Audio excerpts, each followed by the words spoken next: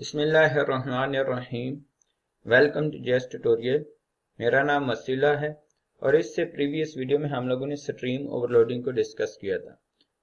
Stream overloading means कि हमने stream class के दो ऑब्जेक्ट्स को ओवरलोड करके यूजर डिफाइंड डाटा टाइप के साथ यूज किया था। इसके अलावा हमने देखा कि हम जिस ऑपरेटर की जो फंक्शनैलिटी डिफाइन करते हैं वो वही एक्शन परफॉर्म करता है। यानी कि हम ऑपरेटर ओवरलोडिंग की मदद से प्लस के ऑपरेटर को एज ए मल्टीप्लिकेशन ऑपरेटर या डिवीजन ऑपरेटर या किसी भी और एक्शन के लिए यूज कर सकते हैं। तो आज का हमारा टॉपिक है इनहेरिटेंस। इनहेरिटेंस मींस विरासत। तो विरासत क्या होती है कि चाइल्ड अपने पेरेंट्स से जो कुछ गेट करते हैं उसको हम विरासत कहते हैं।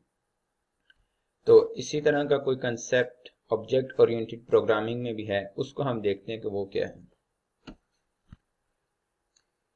एक एग्जिस्टिंग क्लास से न्यू क्लास बिल्ड करने को हम इनहेरिटेंस कहते हैं।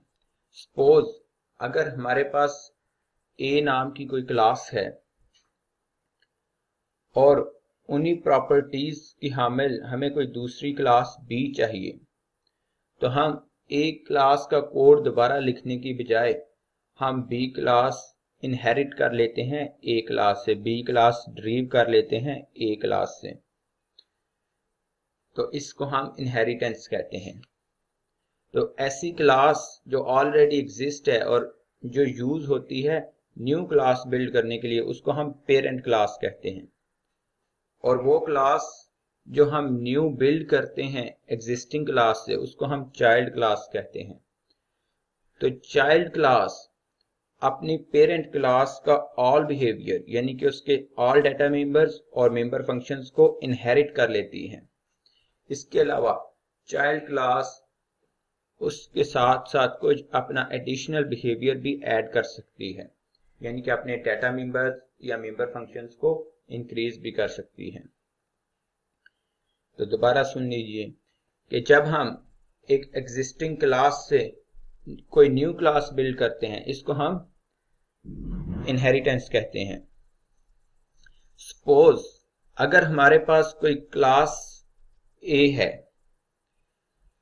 तो इन्हीं प्रॉपर्टीज की हामिल इसी बिहेवियर की हमें कोई दूसरी क्लास चाहिए जिसका नाम बी है, तो हम एक न्यू क्लास बिल्ड करने की बजाय यानी कि हम एक नया कोड टाइप करने की बजाय हम उसी क्लास ए से एक नई क्लास बी बिल्ड कर लेते हैं। इसको हम इनहेरिटेंस कहते हैं। तो ऐसी क्लास जिसको हम जो ऑलरेडी एग्जिस्ट होती है और जिस क्लास से हम न्यू क्लास ड्रीव करते हैं उसको हम पेरेंट क्लास कहते हैं। और ऐसी क्लास जो किसी दूसरी क्लास से ड्रीव होती है उसको हम चाइल्ड क्लास कहते हैं। तो चाइल्ड क्लास अपने पेरेंट क्लास की ऑल प्रॉपर्टीज को इनहेरिट कर लेती है, यानी कि अपनी पेरेंट क्लास के ऑल डाटा मेंबर्स और मेंबर फंक्शंस को ड्रीव कर लेती है, इनहेरिट करती है। और इसके अलावा चाइल्ड क्लास कोई अपनी एडिशनल प्रॉपर्टीज भी ऐड कर सकती है। अब देखते हैं कि हम किस तरह एक एग्जिस्टिंग क्लास से कोई न्यू क्लास बिल्ड करते हैं। तो यहां पर देखें, आपके पास एक क्लास ए है जिस क्लास की कोई बॉडी है। अब हम चाहते हैं कि इससे कोई न्यू क्लास बिल्ड करें। तो हमने कहा क्लास का कीवर्ड, देन उस क्लास का नेम, जो आपकी न्यू क्लास है उसका नेम, देन कॉलन, फिर स्पेसिफायर हम आगे चल के देखते हैं क्या होता है। पब्लिक, प्राइवेट, प्रोटेक्टेड, इनमें क्या डिफरेंस है ये हम आगे चल के देखते हैं। फिर स्पेसिफायर और फिर उस क्लास का नेम जिससे ये क्लास ड्रीव करनी है, और फिर करली ब्रेसेस और करली ब्रेसेस में क्लास की बॉडी।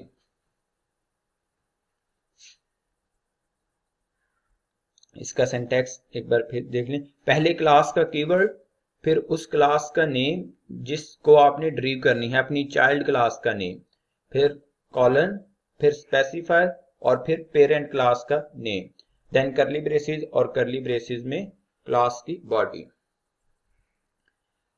अब बात आती है कि हम इनहेरिटेंस क्यों कर दें, यानी कि हम एक क्लास से कोई दूसरी क्लास क्यों ड्रीव करें।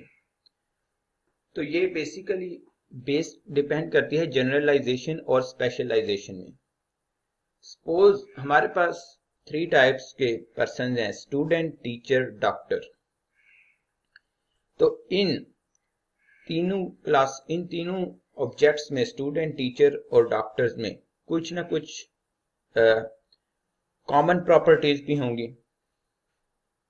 तो बजाय इस बात के कि हम इन तीनों में लहदा वो प्रॉपर्टीज लिखें, हम एक जनरल क्लास बना देते हैं पर्सन, जो इनके कॉमन डाटा मेंबर्स और कॉमन मेंबर फंक्शंस पर मुश्तमिल होगी।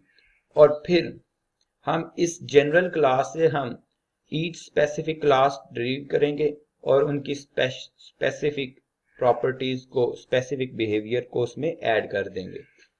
तो हम एक जनरल क्लास बनाते हैं और फिर उससे डिफरेंट क्लासेस ड्रीव करके उनकी स्पेशलाइजेशन करते रहते हैं, उनकी स्पेसिफिकेशन करते हैं।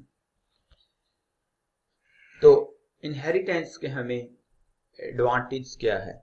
रीयूजएबिलिटी। सबसे पहला रीयूजएबिलिटी, यानी कि हमें 3 कोड टाइप करने की बजाय हमने जस्ट 1 टाइम कोड टाइप किया और फिर उसी टाइप किए हुए कोड को रीयूज किया।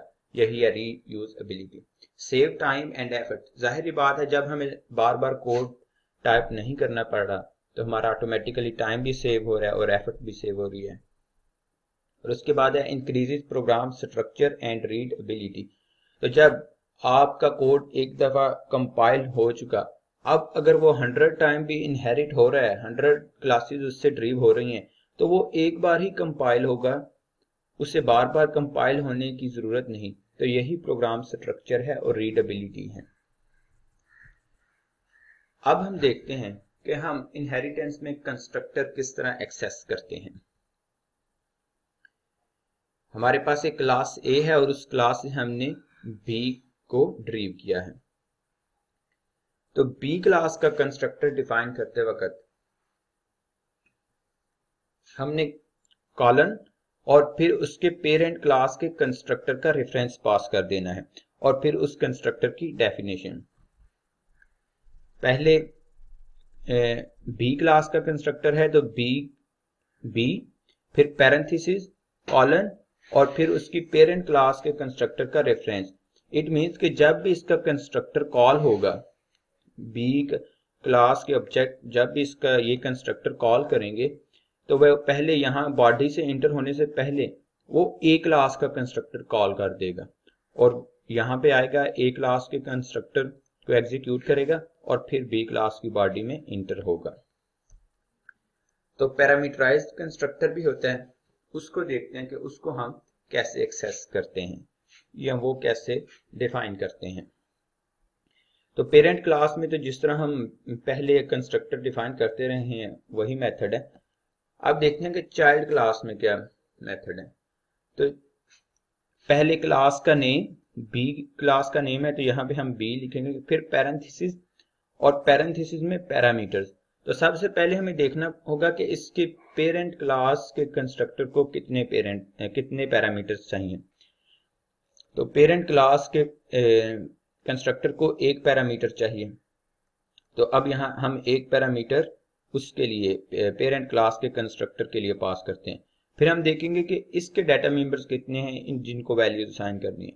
तो सपोज कर लें वो भी 1 है, तो हम फिर सेकंड पे उस को पैरामीटर बी क्लास के डाटा मेंबर्स के लिए पैरामीटर असाइन कर देंगे।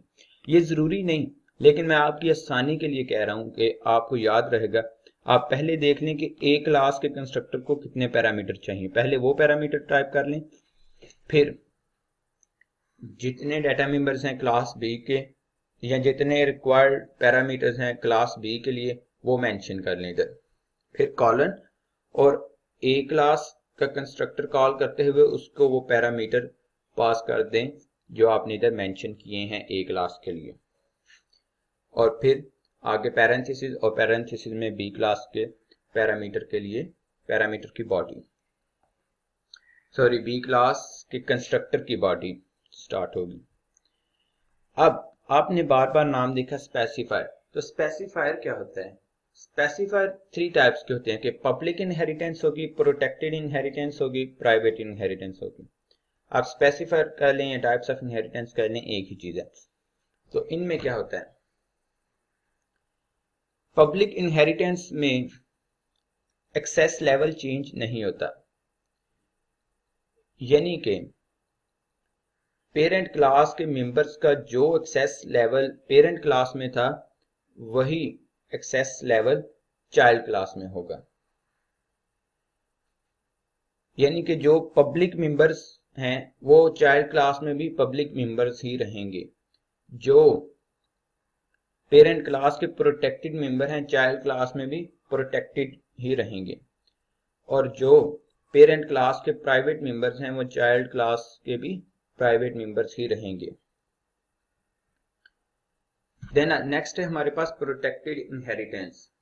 तो प्रोटेक्टेड इनहेरिटेंस में पब्लिक मेंबर रिस्ट्रिक्ट हो जाता है, यानी कि पब्लिक मेंबर्स प्रोटेक्टेड मेंबर में कन्वर्ट हो जाता है। प्रोटेक्टेड इनहेरिटेंस में पब्लिक और प्रोटेक्टेड मेंबर चाइल्ड क्लास के प्रोटेक्टेड मेंबर बनेंगे और पेरेंट क्लास के प्राइवेट मेंबर प्राइवेट ही रहेंगे। तो प्रोटेक्टेड इनहेरिटेंस में जस्ट पेरेंट क्लास के public members protected child class के प्रोटेक्टेड मेंबर्स बनते हैं, इसके अलावा अदर दोनों मेंबर्स का एक्सेस लेवल सेम ही रहता है। थर्ड है प्राइवेट इनहेरिटेंस। तो प्राइवेट इनहेरिटेंस में पेरेंट क्लास के ऑल मेंबर्स चाइल्ड क्लास के प्राइवेट मेंबर्स बन जाते हैं। तो हमें जिस टाइप की इनहेरिटेंस चाहिए होगी हम उसी टाइप की इनहेरिटेंस करेंगे। नेक्स्ट है मल्टी लेवल इनहेरिटेंस। तो जिस तरह रियल वर्ल्ड में फादर होता है, फिर चाइल्ड होता है, सन होता है, फिर ग्रैंड सन होता है, तो इसी तरह हम मल्टी लेवल इनहेरिटेंस मीन्स कि ये सिलसिला आगे भी चलता जाता है कि हम किसी चाइल्ड क्लास से भी न्यू क्लास ड्रीव कर लेते हैं। तो सपोज हमारे पास एक क्लास ए थी, हमने उस क्लास से कोई न्यू क्लास बी ड्रीव की और फिर उस बी क्लास से हमने सी क्लास ड्रीव की। तो बी क्लास को हम कहेंगे चाइल्ड क्लास और सी क्लास को हम कहेंगे ग्रैंड चाइल्ड क्लास। देन है मल्टीपल इनहेरिटेंस। तो मल्टीपल इनहेरिटेंस मीन्स कि एक चाइल्ड के मल्टीपल पेरेंट्स हो, यानी कि हम एक क्लास को मल्टीपल क्लासेस से ड्रीव करें, इसको हम मल्टीपल इनहेरिटेंस कहते हैं। सपोज अगर हमारे पास दो क्लासेस हैं ए और बी और हमें अब कोई तीसरी क्लास ऐसी चाहिए जो इन दोनों क्लासेस की प्रॉपर्टीज की हामिल हो, तो हम फिर एक क्लास सी लेंगे जो ए और बी दोनों को जो दोनों की इनहेरिट करे अपने अंदर, यानी कि दोनों क्लासेस की चाइल्ड क्लास हो। तो ये थी इनहेरिटेंस। इनहेरिटेंस में हम जितने भी कंटेंट्स आज इसके पढ़े हैं, जितने भी topic, multiple inheritance, multi level inheritance, all other topic जितने भी हम पढ़े, हम इन सब का एक एक प्रोग्राम करके मैं आपको इनका डिफरेंस बताऊंगा, इनका कंसेप्ट वाज़ा करूंगा। आज जस्ट मैंने आपको इनका डेफिनेशन बताई है कि ये टॉपिक होंगे और ये है क्या चीज़ें, मैंने आपको जस्ट ये बताया। आगे नेक्स्ट हम ईच टॉपिक का एक प्रोग्राम करेंगे। मुझे दीजिए इजाज़त। खुदा हाफ़िज़।